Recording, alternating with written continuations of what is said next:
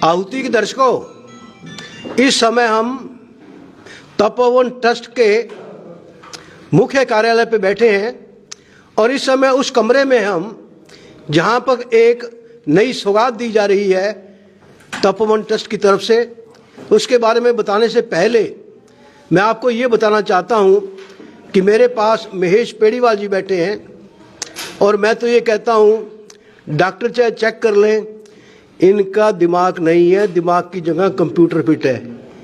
ईमानदारी की बात है। एक से एक बढ़िया योजनाएं, जन कल्याणकारी योजनाएं, जहां तक मेरी जानकारी है 11 जन कल्याणकारी योजनाएं इनके नेतृत्व में चल रही हैं और मैं इस बात से हैरान हूं कि हर 3 महीने 4 महीने बाद इनके ब्रेन में एक कोई नई स्कीम आ जाती है। अब देखो, मेडिकल लाइन से शुरू हुए थे, मेडिकल लाइन से बढ़ते बढ़ते एजुकेशन लाइन में आ गए, एजुकेशन लाइन के साथ बढ़ते बढ़ते बेसहारा महिलाओं के बीच में आ गए, विकलांग बच्चों के बीच में आ गए, कारण बढ़ता ही जा रहा है। और हमारे जैसे बूढ़ों का भी इनके दिमाग में कंप्यूटर में एक मैसेज आ गया भी बुजुर्गों का भी ध्यान रखें। बात लंबी नहीं करना चाहूँगा। सबसे पहले तो मैं महेश जी आपको बधाई देता हूँ। आज का जो नया प्रोजेक्ट चलाया आपने वृद्धों के लिए, उनका एकांत दूर करने के लिए जो चलाया है, उसके लिए बधाई देना चाहूँगा।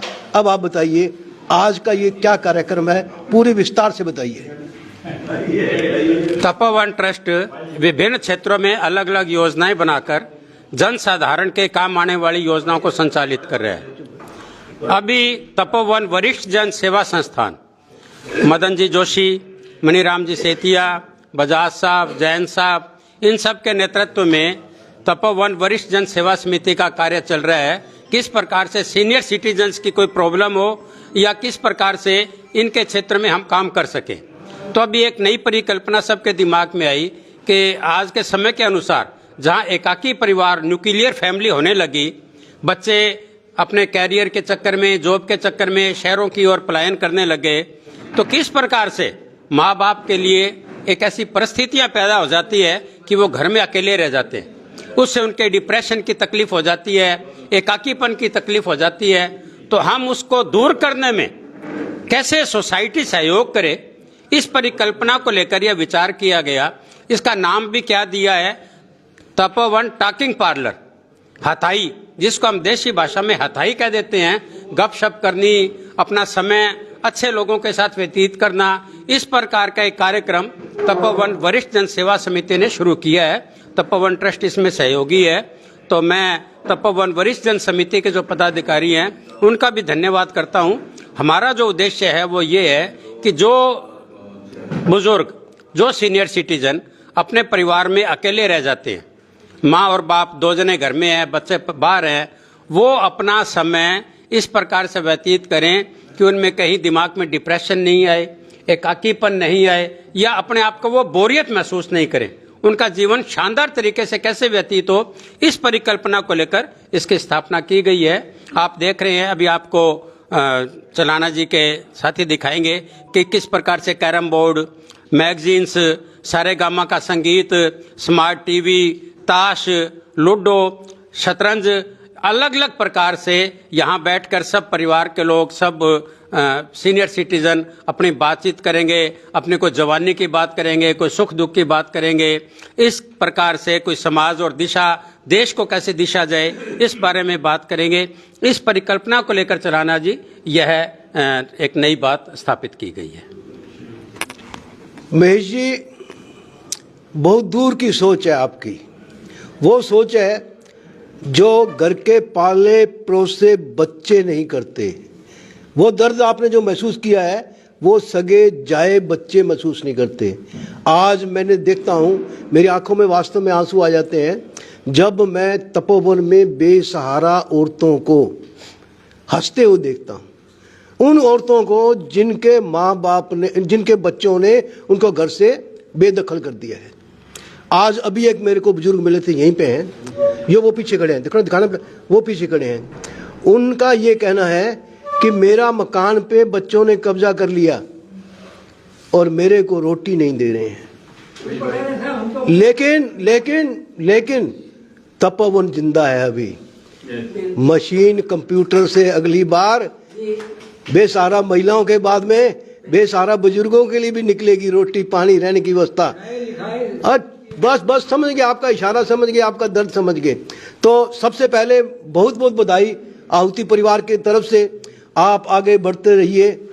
आज आप एक ब्रांड बन गए हो समाज में, शहर में, आसपास के इलाके में। आज तपोवन ट्रस्ट पे लोग ब्लाइंड फेथ करते हैं और ये ब्लाइंड फेथ जो है आप लोगों ने कमाया है। किसी संस्था को चलाने वालों का जब जो संचालक होता है, जो मुखिया होता है, वो यदि ट्रस्ट क्रिएट कर लेता है तो दान के पैसे आने में कोई कमी नहीं रहती है। और मेरा विश्वास है कि महेश जी जितना मर्जी बड़ा प्रोजेक्ट लाएंगे, जनता तहे दिल से सहयोग करेगी इनकी। तो आज हमारे बीच में डॉक्टर एस खुराना हैं। एक ऐसे डॉक्टर साहब हैं जिनकी गोद में मैं पला हूँ और आज और मैं दोनों ही सफ़ेद बाल वाले हैं। बहुत स्वागत है आपका। और अब मैं कहूँगा कि इस सारे कार्यक्रम के बारे में जो नई यूनिट शुरू की है महेश पेड़ीवाल जी के नेतृत्व में कुछ संक्षेप में बताएं। मैं पहले भी कह चुका हूँ कि जब माइक के सामने मेरा मुंह होता है दिमाग काम मत बंद कर देता है। मैं क्या कहूँ, इतना ये मेरा बेटे के समान भी है, मेरा कह भी रहा अपने आप को, इससे बड़ा भागी मैं कैसे हो सकता हूँ। मेरा नाम चुटकुला रखा हुआ है इन्होंने, तो चुटकुला ही सुना देता हूँ। बैठा था मैं नगर के रेलवे स्टेशन पे, मैं अपना नाम नहीं लेता, खैर एक सरदार जी बैठे हुए थे रेलवे के प्लेटफॉर्म पे, इंतज़ार कर रहे थे कि गंगानगर की गाड़ी आएगी तो मैं उस पर जाऊँगा। अकेले बैठे थे, गाड़ी आने में देर थी। अच्छा पैंट कोट सूट पहना हुआ, टाई भी लगा रखी थी, लेकिन मिट्टी पड़ी हुई थी, पगड़ी पे भी ढीली हो रही थी, सारा कुछ ऐसे हाथ में स्लिंग बांध रखी थी एक, जैसे कोई चोट लगी होती है, यूँ बैठे थे। इतनी देर में एक बंदा वहाँ का कर्मचारी आ गया, भला आदमी था, कि सराज जी कैसे बैठे हो, कि भाई मैं तो गंगानगर जाना है। तो ऐसे कैसे बैठे, क्या हो गया? कहता जी मैं आज टाउन में गया था, वहाँ एक शादी थी। कि भाई जी मैं क्या पूछ रहा हूँ, आप क्या जवाब दे रहे हो, शादी का क्या लेना देना है? कहता जी मैं वहाँ बिचौला था, इसलिए यहाँ बैठा हूँ। उसको दया आ गई, समझ गया बात, चुटकुला ही है। तो उसने कहा अच्छा, उसको भी थोड़ा तरस आ गया, उसने झाड़ के अच्छा किया, साथ बैठ गया। कहता मैं आपको एक सलाह देता हूँ कि आप गाड़ी आने वाली सीधा डॉक्टर खुराना है, वहाँ बड़ा मशहूर है, उनके पास चले जाना। वो कहते मैं ही तो डॉक्टर खुराना हूँ। एक बात कहना चाहूँगा कि अब मैं बढ़ूँगा प्रोफेसर कैलाश बसीन जी की तरफ, मेरे गुरु हैं। और जैसे खुराना साहब के सामने माइक आ जाता है तो इनकी जबान कम कपाने लगती है, वैसे ही जब गुरुजी मेरे सामने बैठे होते हो तो मेरी जबान लड़खड़ाने लगती है। लेकिन एक बात गुस्ताखी मांग के अब डॉक्टर साहब ने 2-3 चुटकुले सुना दिए हैं, अब ईंट का पत्थर जवाब से ना दिए।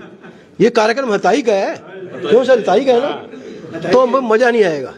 तो डॉक्टर साहब सुनो, ध्यान से सुनो, आपका चुटकुला आपको दे रहा हूँ मैं। डॉक्टर साहब ने गंगानगर में जब नई क्लिनिक खोली, डॉक्टर बख्शी की टाइप की दुकान के सामने, याद है सर? बिल्कुल याद है। कितने साल पुरानी बात है? सिर्फ 65 साल पुरानी बात सुना रहा हूँ मैं आपको। तो डॉक्टर साहब के पास अब नई दुकान है तो अपने पेशेंट तो कम ही आएंगे। तब मैंने वहाँ कोई पट्टी पुट्टी करवाने जाता था तो मैं देखता था भी कब 5, 7, 10 पेशेंट की भीड़ है, तब तो डॉक्टर फटाफट टपा देते हैं उनको, और जब एक पेशेंट होता है ना उसको बैठा लेते हैं। मैंने कहा इसके अंदर राज क्या है? तो डॉक्टर साहब ने बताया भी बात ये है कि खाली क्लिनिक अच्छा नहीं लगता, लोग कहते हैं डॉक्टर लायक ही नहीं है। मेरी ये टैक्टिस है कि जब पेशेंट एक आधा होता है ना तो उसको मैं लंबा खींचता हूँ ताकि दूसरा आ जाए।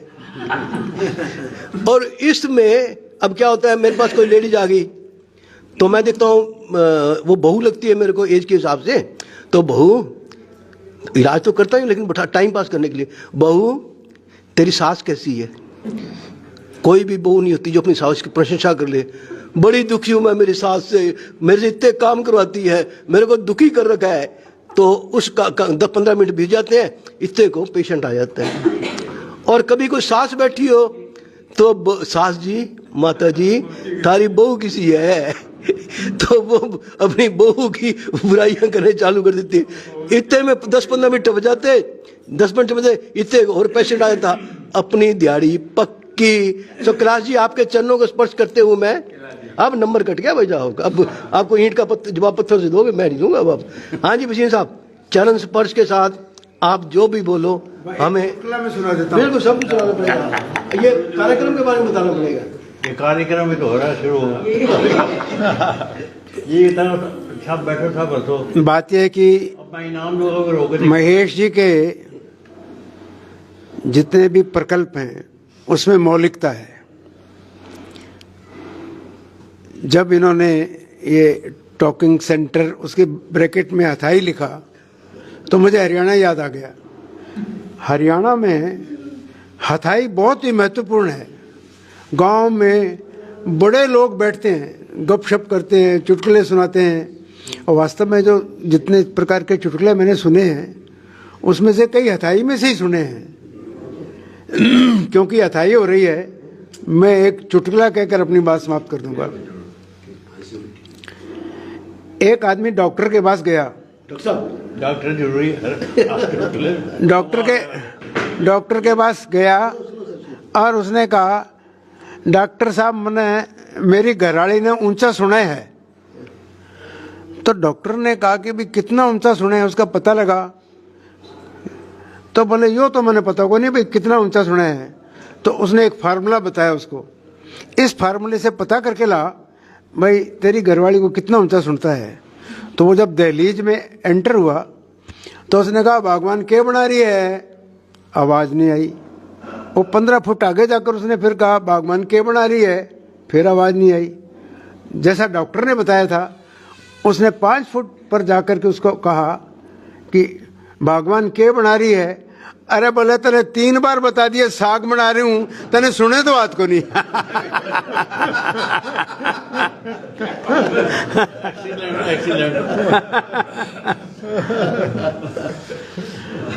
वास्तव में इस प्रकार के मिलने जुलने का बहुत बड़ा महत्व है। आज मिलजुल कर बैठने का किसी के पास समय नहीं है और ये आदत भी छूट गई है। कोई रिश्तेदार मिलकर बैठते नहीं, कोई घर के लोग मिलकर बैठते नहीं, कहीं भी मिल बैठने की। वास्तव में अभी डॉक्टर साहब मुझे कह रहे थे कि जब तक संगत नहीं होती तब तक जीवन में कोई परिवर्तन नहीं होता। सब प्रकार के लोग मिलते हैं, उनसे अनुभव साझे करेंगे। अब जैसे मैंने चुटकुला सुनाया, अब एक ने चुटकुला सुना दूसरे को जाकर सुनाया तो वो भी हंसेगा। तो यही तो आनंद है जीवन का, और क्या है। तो इस प्रकार से, लेकिन इसमें कुछ लोगों की रेगुलरिटी बहुत आवश्यक है। कुछ लोग तो आएंगे ही आएंगे, पक्का है, क्योंकि रेगुलरिटी नहीं रहेगी तो फिर कभी कोई आएगा, कभी कोई आएगा, कभी कोई आएगा। तो इसलिए जो पदाधिकारी हैं ऐसे 8-10 लोग ठीक समय पर यहाँ पर हाजिर आएं और इसका संचालन करें, तब तो ये सारा काम ठीक चलेगा। और मेरी शुभकामनाएं इस प्रकल्प के साथ है और महेश जी के प्रति भी मेरी साधुवाद है कि उन्होंने इस प्रकार का प्रकल्प शुरू किया है। आदरणीय बजाज साहब, आपका नेतृत्व है इस यूनिट को। मदनलाल जोशी जी आपका नेतृत्व है। और इधर बजाज साहब बैठे हैं हमारे बैंकर भाई सेतिया जी कहाँ गए? सेतिया जी नमस्कार। इन तीनों का नाम मैंने इसलिए लिया है कि ये सोचते हैं भी जैसे मेंबर बनाएंगे ना, वित्तीय मेंबर बन गए, लेकिन ऐसे किसी की गिनती मत गिनना इनको। ये ना तो वृद्धजन है और ना इनके पास एकाकी है, लगे रहते हैं काम पे। तो ये तो टीम बन जाए जो घर में बैठे हैं, वो बुजुर्गों को पकड़ने के लिए जो वास्तव में रिटायर हो चुके हैं, बिजनेस से भी, जॉब से भी और सोसाइटी से भी, समाज से भी, वो आदमी यहाँ आएंगे तब इसका असली बेनिफिट मिलेगा। सर नमस्कार। अब आप बोलिए सर। मैं तपोवन वरिष्ठ जन सेवा समिति का ये एक परिकल्प टॉकिंग पार्लर हथाई का इस तपोवन ट्रस्ट के श्री महेश जी पेड़ीवाल जी की एक परिकल्पना, एक सोच का आज साक्षात्कार हुआ है। और हम जो तपोवन वरिष्ठ जन सेवा समिति के मैं अध्यक्ष हूँ, मेरी पूरी टीम के प्रबुद्ध लोगों को अकेलापन जो महसूस करते हैं, एकाकीपन महसूस करते हैं, कोई तनाव में रहता है, इस तपोवन के ट्रस्ट के प्रांगण में हम ये विभिन्न प्रकार के जो परिकल्प लेके आए हैं, हम इनके अंदर इनको नियमित हमारी टीम यहाँ आएगी और उनसे हम बड़ा अनुरोध करके यहाँ पर उनका समय और उनके साथ रहेंगे और बड़ा सार्थक सिद्ध होगा। अभी से लोगों की हमारे आज ही बीच में विचार आ गए कि ये बहुत अच्छा है, हम लोग तो 11 बजे यहाँ आके बैठ जाएंगे। हमारी ये पूर्ण विश्वास दिलाते हैं कि इस परिकल्प को जो तपोवन ट्रस्ट लेके चली है, इसको पूरा का पूरा हम कार्य रूप में परिणित करेंगे। आहुति के दर्शकों, वास्तव में आज एक सौगात मिली है वरिष्ठ जनों को। बहुत शानदार हाल है, एसी लगे हुए हैं, देखिए एसी लगे हुए हैं, दिखाओ सर, फोटोग्राफर साहब, कैमरा साहब, एसी लगे हुए हैं। हर प्रकार की गेम्स यहाँ पे हैं, अटैच्ड बाथरूम है, पानी पीने की व्यवस्था है, यानी कि सुविधाएं घर जैसी हैं और आनंद जो है वो सुपर है। घर में बच्चे जो हैं वो व्यस्त हैं, अपन को भी बच्चों पे बोझ नहीं बनना चाहिए, अपने पांव पे खड़ा होना है और पांवों पे खड़े होकर के तपोवन ट्रस्ट की तरफ रवाना होना है। सुकून वास्तव में मिलेगा। आखिर में मैं मेरे बैंकर साथी और जो इस संस्था को बहुत सेवाएं दे रहे हैं, बहुत समय दे रहे हैं, बजाज साहब से लास्ट में 2 शब्द कहने के लिए निवेदन करूंगा। सबसे पहले मैं आहुति जी के चलाना साहब को बहुत बहुत धन्यवाद देता हूं कि इन्होंने अपना अमूल्य समय निकाल कर हमें दिया है। हमारी संस्था का प्रचार के लिए, प्रसार के लिए वो हमारा सहयोग कर रहे हैं। मैं उसका तहे दिल से धन्यवाद करता हूं। ये जो वरिष्ठ जन के लिए जो एकाकीपन को दूर करने के लिए टॉकिंग हथाई पार्लर जो शुरू किया गया है, ये वास्तव में ये पहले हमारा एक बार शुरू हो चुका था 15-20 साल पहले, 15-20 साल। लेकिन क्या है, ये जो इधर हॉल है ऊपर वाला, वो हमारे जिम्नास्टिक्स वगैरह का था, इधर लाइब्रेरी था, सब चीज़ था। लेकिन क्या है कि लोगों का आना कम हुआ तो धीरे धीरे उसको कम हो, केवल हम एक कमरे में सिमट के रह गए। अब जब ये अखबार में जब आया टॉकिंग पावर, तो पेड़ीवाल जी के दिमाग में आया कि ये जो मद्रास से आया ना, मतलब वो एक आदमी थे, उन्होंने अपने एक पार्लर से कई पार्लर मतलब इस प्रकार के तैयार कर दिए।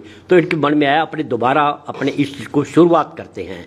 तो मैंने कहा ये तो अपने पहले कहता बिल्कुल मैं मानता हूँ, लेकिन अपने को अब अधिक आदमी जोड़ने हैं।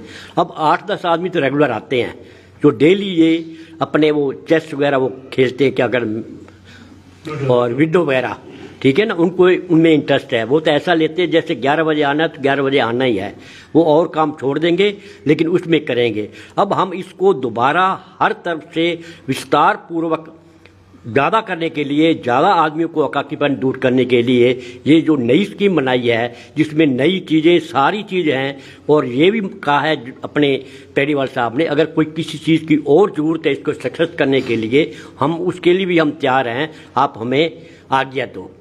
तो मैं तो पेड़ीवाल जी का धन्यवाद देता हूँ, आपको भी धन्यवाद देता हूँ कि आप आए और हमें प्रोत्साहन दिया। आहुति के दर्शकों, आखिर में मैं एक निवेदन करना चाहूँगा इस संस्था की तरफ से। इसको संस्था कहना भी उचित नहीं है, इस परोपकारी संस्था की तरफ से, कि हर आहुति का जितना भी ये दर्शक है इस समय देख रहा है, उसके आस पड़ोस में कोई एक बुजुर्ग जरूर होगा जो एकाकी जीवन व्यतीत कर रहा है। आपसे निवेदन है उसको एक बार स्कूटर, मोटरसाइकिल या अपनी कार पे बैठा करके यहाँ पर ले आइए।